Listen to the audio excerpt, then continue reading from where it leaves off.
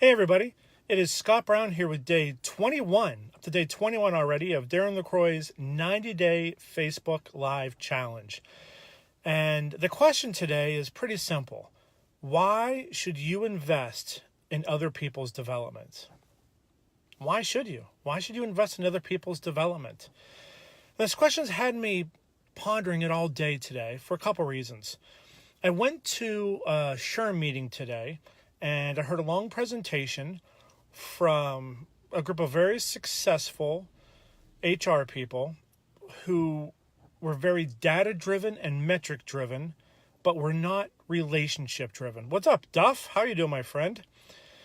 They weren't relationship-driven. They weren't concerned about the experience of their customers. They weren't concerned about the experience of their employees.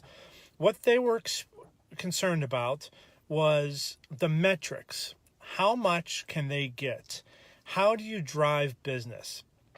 And it bothered me all day because I think we're getting into this thing in society right now where we want to look out for number one and just try to not step in number two.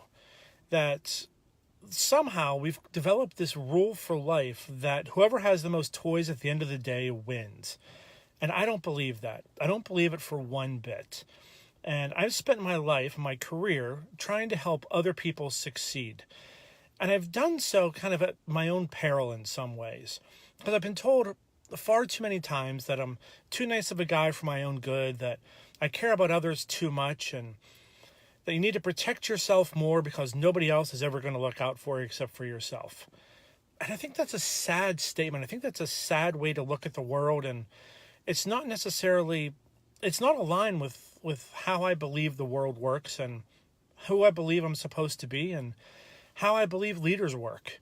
I don't think that leaders, those who actually lead, not just the ones that have the name tag, but leaders who actually lead, I don't believe that they are in it for their own good. I think they're more concerned about the people in their charge than they are about being in charge. I think they're more concerned about the direction of the organization and the attainment of global goals on a macro level for the organization and also on a micro level for the person than they are about their own self-attainment. I think the greatest thing that leaders do is they help individuals find their voice and figure out who they're supposed to become. They help unleash potential that others never saw within themselves. And we all have that ability within ourselves to be able to do that. Because if we go through life and all we think about is, at the end of the day, I'm going to acquire as much as I possibly can, and then whoever has the most toys wins. To me, that's just the wrong game. It's just the wrong game. And if I have to play a different game, that's okay. I guess the best way to put it is I don't think nice guys finish last. I think nice guys are just playing a different game.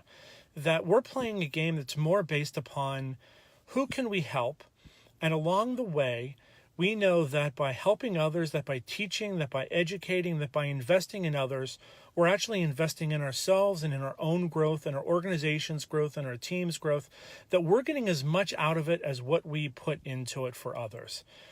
And I'll tell you, one of the most rewarding things that I've ever done is I spent about 6 or 8 years coaching baseball with Duff, who's watching this right now. And when we coached Little League, I think one of the best things that we did was invest in the kids that we were coaching, not because we thought they were going to all make the majors, but because we thought they were going to all go professional in something. And we wanted to try to help those individuals that were going professional in something to go professional in something that was going to benefit society as a whole. And we wanted to help. We wanted to help form the lives of the next generation. We wanted to help try to shape the future of other people, of the next generation of kids. And if they got great at baseball, fantastic. If they didn't, oh well, we help them along the way. And that same mindset should carry over to most everything that we do in life. It should help carry over to where we lead, how we help, who we help, and when we help. A couple of years ago, I remember Mark Guy sent out an email, and he asked a simple question: if you had 4 words to describe your theory on life, what would it be? And without hesitation, I replied back, how can I help? And I think that for me, that's the most important thing that a leader does, and I think that's the most important thing that I do. And nice guys don't finish last, they're just playing a different game. So what game are you playing? You're going to go on somebody, that you're going to invest in somebody so they can get better, so you can get better, or are you going to do something selfish and just invest in yourself? This whole thing that we're trying to do, whether it be as a speaker, whether it be as whatever business you happen to be in, we're all doing it when we affect other people. And how you affect other people matters. So if you can go on, you can do something and you can help somebody, then in my mind, you've won. And at the end of my life, I hope to look back, and I don't care what I've accumulated, but I want to know who I've helped and who I've touched, whose lives I've made better because I was part of their lives. And I hope that number's great. I hope to be loved, not because of what I had, but because of what I did. And I think those two things, unfortunately, get confused too often. So why should you invest in somebody else? Because it's going to help you. It's going to help the greater good. And it's going to help them.